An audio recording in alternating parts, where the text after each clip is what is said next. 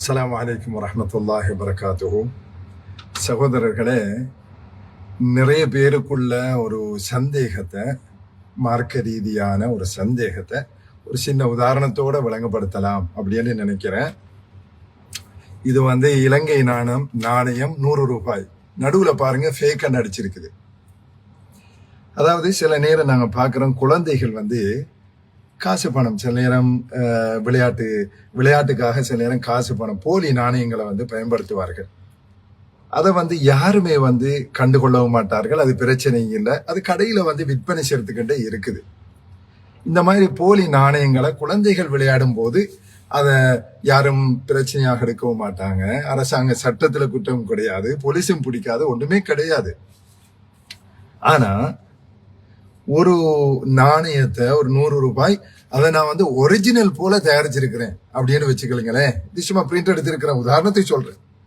நான் கள்ளத்தனமாக நாணயங்களை, பணத்தை அச்சடிச்சு அந்த பணத்தை உங்கள்ட்ட தர்றேன். 1 கோடி ரூபாய் என்கிட்ட நான் அச்சடிச்ச பணம் இருக்குது, இதை கொண்டு போய் நீங்க பேங்க்ல கொடுங்க, நான் அச்சடிச்சது அப்படிங்கிறேன்.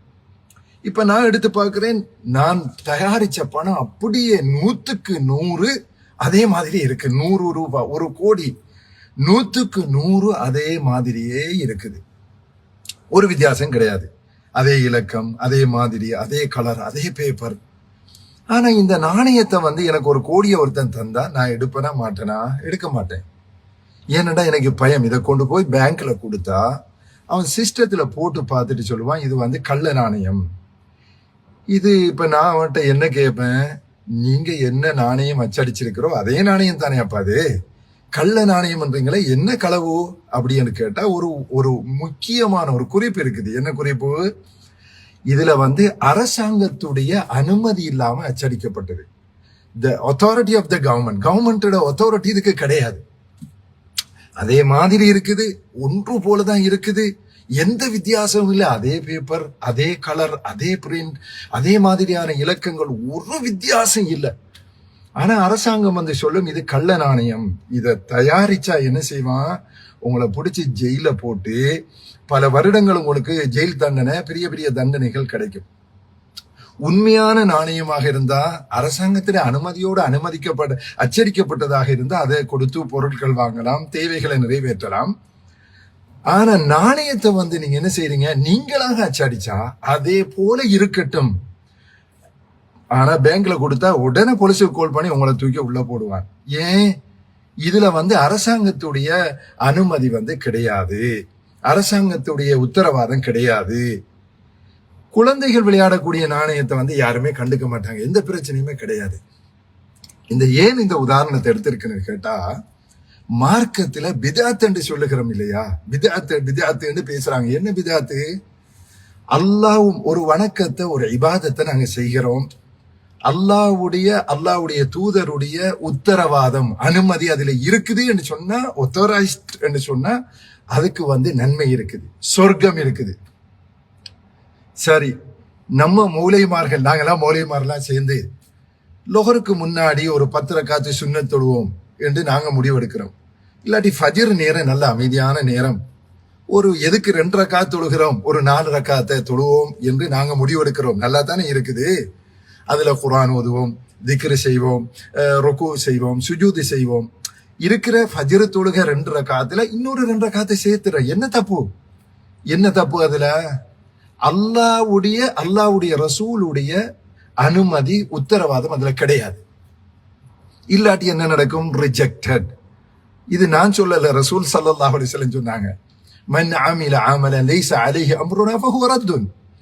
யார் ஒரு அமலை, ஒரு செயலை செய்கிறானோ அதுல நம்முடைய அம்ரு, அத்தாரிட்டி, அனுமதி, உத்தரவு அதுல இல்லைன்னு சொன்னா ஃபஹுவ ரத்துன், அது ரிஜெக்டட் என்று நபிகள் நாயகம் ஸல்லல்லாஹு அலைஹி வஸல்லம் சொன்னார்கள்.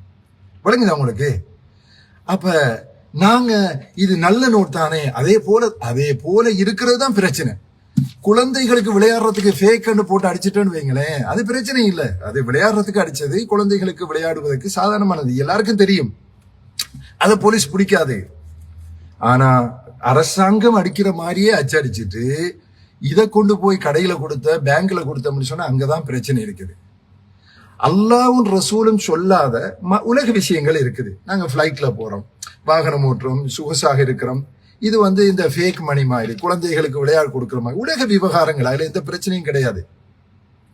ஆனா மார்க்கம் என்கிற பேர்ல மார்க்கத்தை போல ஒன்றை உருவாக்கி, அல்லாவும் காட்டித்தரல, அல்லாவுடைய ரசூலும் காட்டித்தரல அப்படியான விஷயங்களை உருவாக்கிட்டு, இது வந்து இதுக்கு நன்மை இருக்குது, இதை செஞ்சா சொர்க்கம் கிடைக்கும், இது அல்லாவுக்கு பிடிக்கும் என்று நம்ம சொன்னால் நம்ம என்ன செய்கிறோம்னு கேட்டா அல்லாஹ்வுடைய அதிகாரத்துல கை வைக்கிறோம்.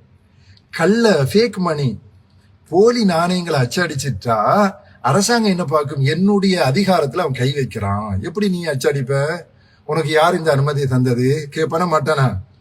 அதனாலதான் உள்ள புடிச்சு உள்ள போட்டுவான். பேங்குக்கு போய் கொடுத்தா உள்ள போட்டுவான். விளங்கிச்சா இல்லையா? அப்ப அல்லாஹ்வுடைய ரசூல் என்ன சொன்னார்கள்? ஒரு வணக்கத்தை, ஒரு அமலை ஒருத்தன் செய்கிறான், அவன் வந்து அது நன்மை கிடைக்கும் என்று, மார்க்கம் என்று, அல்லாவுக்கு விருப்பமானது என்று நினைச்சு உருவாக்கி பண்றான். ஆனா நம்முடைய ஒத்தாரிட்டி அதுல கிடையாது. லைஸ அலைஹி அம்ருனா அப்படின்னு சொன்னா ஃபஹுவ ரத்துன், அது ரிஜெக்டட். அல்லாஹ் ஏத்துக்க மாட்டான். அல்லாஹ் கியாமத் நாளையில, மறுமை நாளை பத்தி சொல்கிறான். சில அமல்களை செஞ்சுட்டு யஹ்சபூன அன்னஹும் யுஹ்ஸினூன சுன்ஆ, நாங்க நல்ல அமல்கள் செய்கிறோம்னு நினைச்சுதான் உலகத்துல பண்ணிட்டு அங்க வருவாங்க. ஆனா அது வெறும் வேஸ்டா போயிடும். அது ரிஜெக்ட். அல்லாஹ் வந்து அதை கணக்கெடுக்க மாட்டான். அப்ப என்ன விளங்குது? மார்க்கம், அல்லாவும் ரசூலும் நல்ல அமல்கள் என்று சொன்னா லா இலாஹ இல்லல்லாஹ், அல்லாஹ் சொன்னதா இருக்கணும், முஹம்மது ரசூலுல்லாஹ், முஹம்மது ஸல்லல்லாஹு அலைஹி வஸல்லம் உடைய வழிகாட்டல் அதுல இருக்கணும். இந்த அந்த இரண்டும் இல்லாமல் ஒரு செயலை நம்ம பண்ணினோம்னு சொன்னா அந்த செயல் வந்து ரிஜெக்டட், அது வந்து நிராகரிக்கப்படும் என்று நபிகள் நாயகம் ஸல்லல்லாஹு அலைஹி வஸல்லம் சொன்னார்கள். விளங்கிச்சா? இப்ப அப்ப நம்ம நல்ல வணக்கங்கள் என்ற பேர்ல நாங்க செய்யக்கூடிய விஷயங்கள் அதுல குர்ஆனில இருக்குதான்னு பார்க்கணும், அல்லாஹ்வுடைய ரசூலுடைய வழிகாட்டுல இருக்குதான்னு பார்க்கணும். அப்படி இல்லாம நம்ம ஒன்றை பண்ணிட்டோம்னு சொன்னா, அப்படி ஒன்றை செய்தோம் என்று சொன்னால் அது வந்து அல்லாஹ்வுடைய அந்த அதிகாரத்துல கை வைப்பதற்கு சமன். அதனாலதான் இஸ்லாம் கடுமையாக பித்ஆ, மார்க்கத்தில் புதிய நூதனங்களை உருவாக்குவதை வந்து ரொம்ப கண்டிக்குது. ஏனென்றா அந்த அல்லாஹ்வுடைய அதிகாரம். நம்ம சில நேரம் சொல்லுவோம், நல்ல விஷயம் தானேப்பா, அதுல குர்ஆன் தானே ஓதுகிறோம், திக்ரு தானே செய்கிறோம். அந்த அல்லாஹ்வும் ரசூலும் செய்தது போல ஒன்றை செய்து இதுக்கு நன்மை கிடைக்கும் என்று சொல்றதுதான் நீங்க உள்ள பிரச்சனை. அல்லாஹ்வுடைய அதிகாரத்துல கை வைக்கிறோம். புரியுதா சொல்றது? உலக விவகாரங்கள்ல நம்ம சொகுசாக வாழ்றது அல்லது ஏனைய விஷயங்கள் செய்வது வந்து அதை யாரும் இப்ப எல்லாரும் கேட்பாங்க, கார்ல போறீங்களே, இது ரசூலா போனாங்களா, ஒட்டகத்துல போங்க, இதெல்லாம் வந்து விளக்கம் இல்லாத ஆக்கள் கேட்கறது. இதை மார்க்கம் என்று சொல்லவும் இல்லை, இதுக்கு நன்மை கிடைக்கும், சொர்க்கம் கிடைக்கும் என்று சொல்லவும் இல்லை. இது வந்து இது மாதிரி ஃபேக் மணி மாதிரி உலக விவகாரங்கள். ஆனா வணக்கம் என்ற பேர்ல நம்ம உருவாக்கக்கூடிய விஷயங்கள் அல்லாஹ்வுடைய பேர்ல அச்சடிக்கிறது, அல்லாஹ்வுடைய அதிகாரத்தை பயன்படுத்தி நம்ம அச்சடிக்கிறோம். அது வந்து ஃபேக் மணி, பிடிச்சி உள்ள போட்டுவான். புரியுதா இல்லையா? காசு பணத்துல ஃபேக் மணி அடிச்சா நமக்கு வழங்குது, அதை பிடிச்சி உள்ள போடுவான், தண்டனை இருக்குது. மார்க்கத்துல அல்லாஹ்வும் ரசூலும் சொல்லாதவைகளை, காட்டித்தராதவைகளை நம்ம அச்சடிக்கிறது, நம்ம பேர்ல செய்யப்பா நல்லது தானே செஞ்சுட்டு போங்கன்னு நாங்க அச்சடிக்கிறோம். அதுல உள்ள பாரதூரம் நமக்கு வழங்குதில்லை.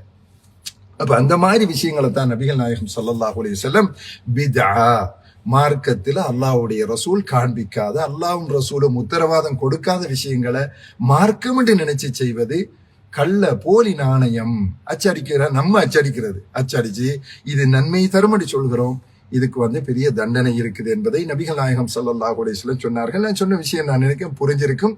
அப்படி புரியலன்னு சொன்னா இன்ஷா அல்லாஹ் மேலதிகமான விவரங்கள், ஏன்னா இந்த சீசன், இந்த காலகட்டம் ஒரு முக்கியமான விஷயத்தை உணர்த்த வேண்டிய காலகட்டம். இன்ஷா அல்லாஹ் இணைய விஷயங்களை பின்னாடி தேவைப்பட்டா நான் தெளிவுபடுத்துகிறேன். ஜஸாக்குமுல்லாஹ் ஹைரா.